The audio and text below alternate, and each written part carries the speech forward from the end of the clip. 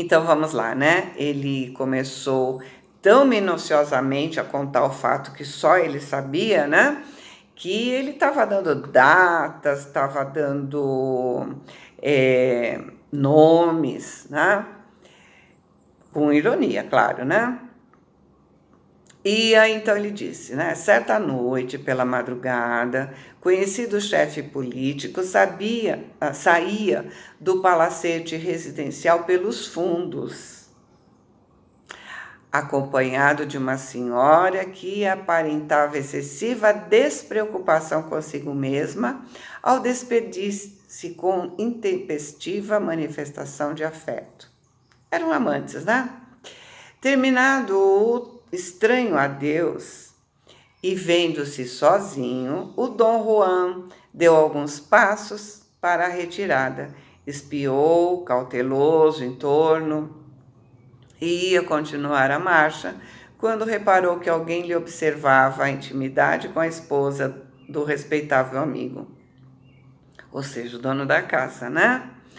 Era modestíssimo operário, que talvez estivesse ali por força das circunstâncias impreciáveis. O político alcançou-o em um salto, homem forte e paixões violentas. Aproximou-se do espectador inesperado, intimidando-o brutalmente. E o mísero respondeu humilde: Senhor, não estou espreitando, juro. Pois morrerá de qualquer modo, disse o atlético agressor, em voz sumida de cólera. Agarrou-o pelo paletó e acentuou de dentes fechados: Vermes que perturbam devem morrer. Não me mate, doutor, não me mate, implorou o infeliz. Tenho mulher e filhos, saberei respeitá-lo.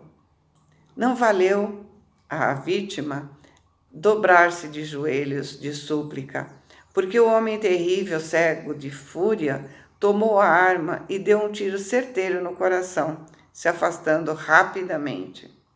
Dimas, tendo observado os fatos a curta distância, gritou, fazendo-se ouvir pelo assassino, que o reconheceu pelas exclamações. Em seguida, correu para amparar o ferido, que, entretanto, nem chegou a gemer. Tendo se aproximado do assassino, quando outras pessoas em roupa branca corriam igualmente à pressa para verificar o ocorrido, manteve-se o cavaleiro em silêncio. No entanto, chamado a esclarecimento pelas autoridades, ele, que tudo sabia, nada revelou.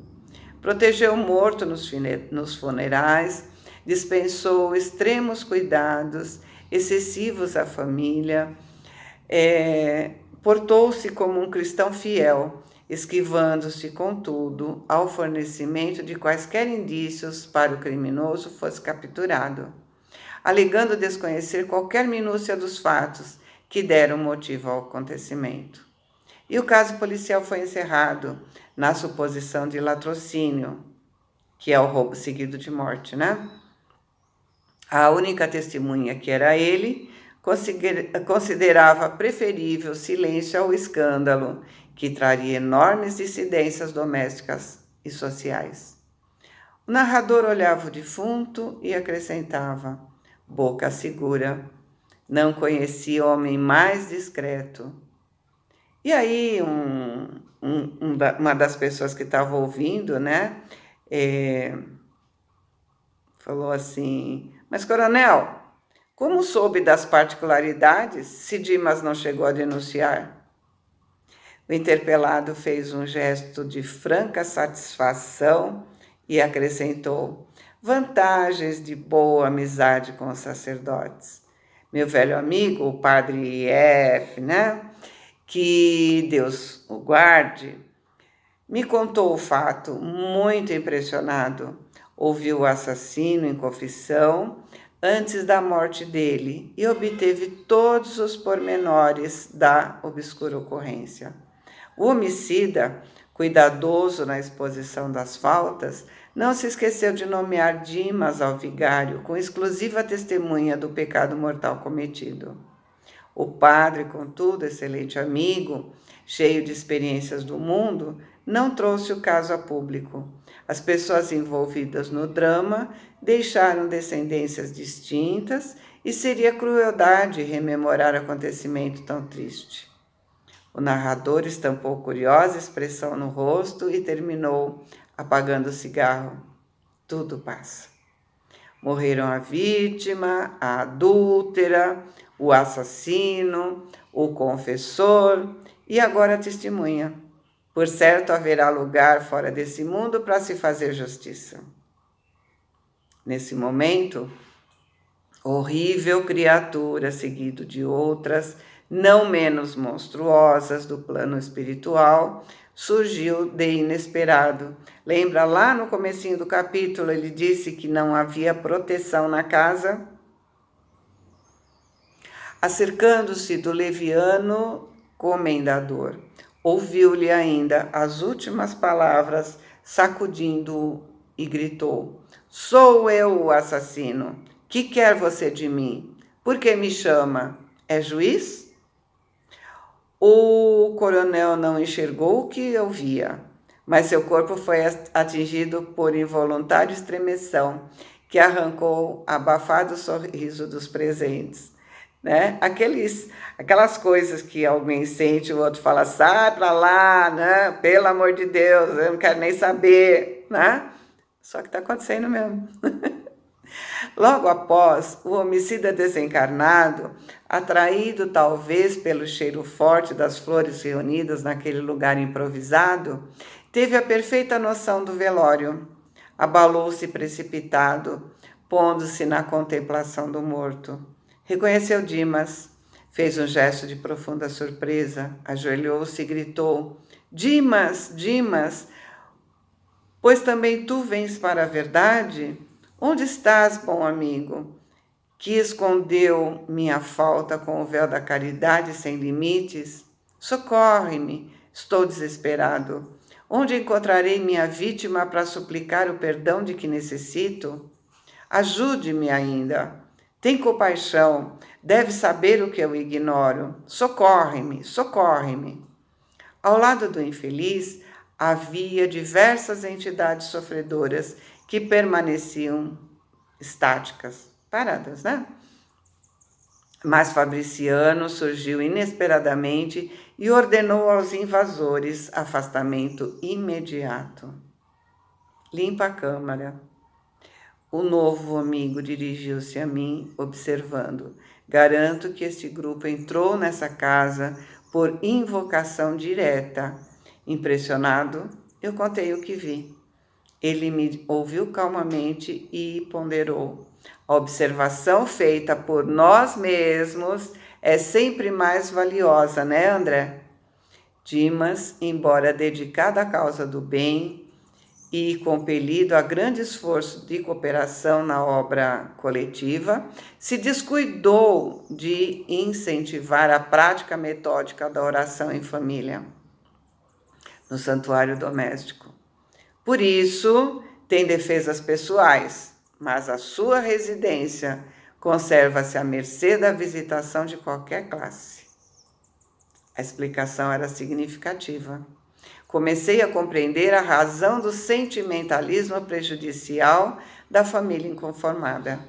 Desejando, porém, fixar o aprendizado da noite sobre o assunto pertencente à desencarnação, eu perguntei: "Nosso amigo recém-liberto ouviu a súplica do irmão desventurado?"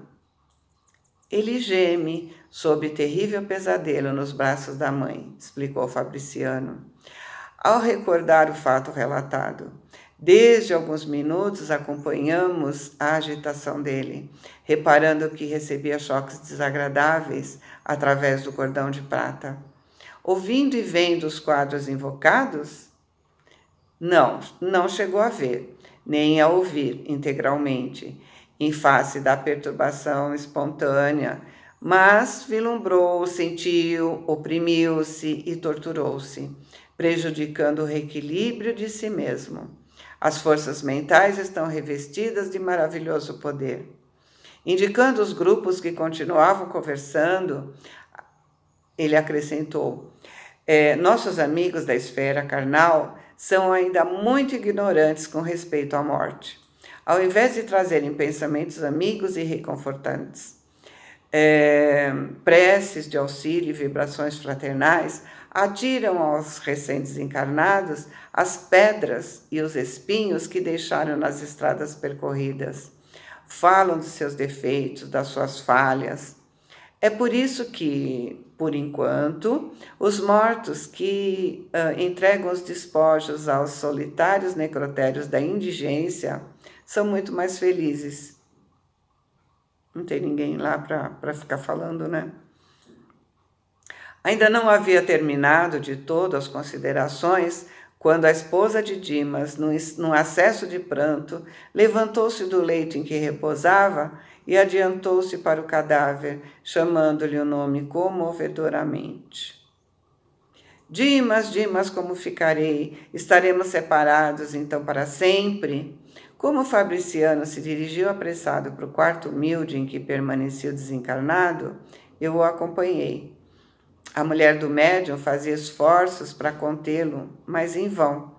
Pelo fio prateado estabelecera-se vigoroso contato entre ele e a companheira, porque Dimas se ergueu cambaleante, apesar do carinho materno. Estava branco, semi-louco. Avançou para a sala mortuária rogando paz, mas antes que pudesse aproximar-se muito dos despojos, Fabriciano aplicou energias de prostração na esposa imprudente, que foi novamente conduzida ao leito, agora desmaiada. Enquanto Dimas voltava menos aflito aos braços da mãe. Olha isso, gente. Para poder proteger o Dimas, foi preciso tirar a mulher do caminho, para que ela não fizesse aquele escândalo característico. Ai, porque com ele, o que vai ser de mim agora? Quero morrer. E tantas outras afirmações que estamos acostumados a ouvir. Tá? O amigo esclareceu-me sereno. Há situações em que o drástico deve ser medida inicial. Nosso irmão muito fez pela harmonia dos outros durante a existência e merece uma libertação pacífica. Então, eu me sinto no dever de garantir que se desembarace dos últimos resíduos que ainda o inclinam à matéria densa. Outros amigos e afeiçoados do médium chegaram ao ambiente doméstico, interessados em ajudá-lo. E como a noite ia muito alta, me despedi dos companheiros, regressando ao acolhedor asilo de Fabiano. No outro dia, ao me ver, o assistente Jerônimo me saudou e disse: espero, André, que o velório lhe tenha trazido úteis e instrutivos ensinamentos. Sim, o estimado mestre falava com muita propriedade e razão. Eu aprendi muito durante a noite.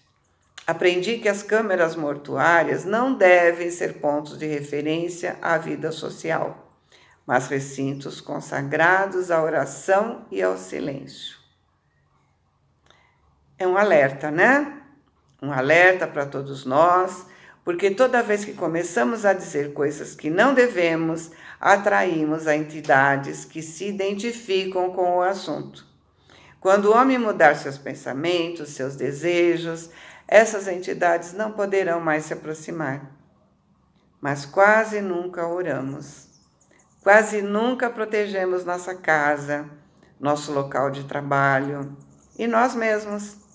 Lembra do livro Missionário da Luz, o caso do Vieira, que teve pesadelos horríveis em consequência da conversa que teve durante o jantar? Novamente o assunto voltando, para entendermos que o orar e vigiar deve ser constante. Como aqueles espíritos entraram em sua casa?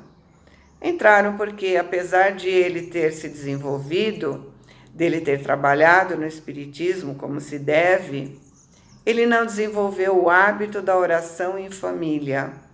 Então não tinha proteção vibratória na casa. Quando fazemos orações em família, pelo menos 2 vezes por semana, nós conseguimos proteger nossa casa. Ah, mas o marido não quer participar do evangelho. Como é que eu vou fazer? Já aprendemos que orar é ter bons pensamentos, gente. Bons sentimentos, boas palavras. Então vamos ter conversas construtivas dentro de casa. Vamos proibir conversas infelizes, filmes infelizes, programas infelizes. E vamos tratando de encontrar um modo de nos unir em oração. Mesmo que essa seja feita de modo que não concordamos muito, mas é um começo. Até que todos entendam o modo certo de orar. Vamos orar do jeito deles.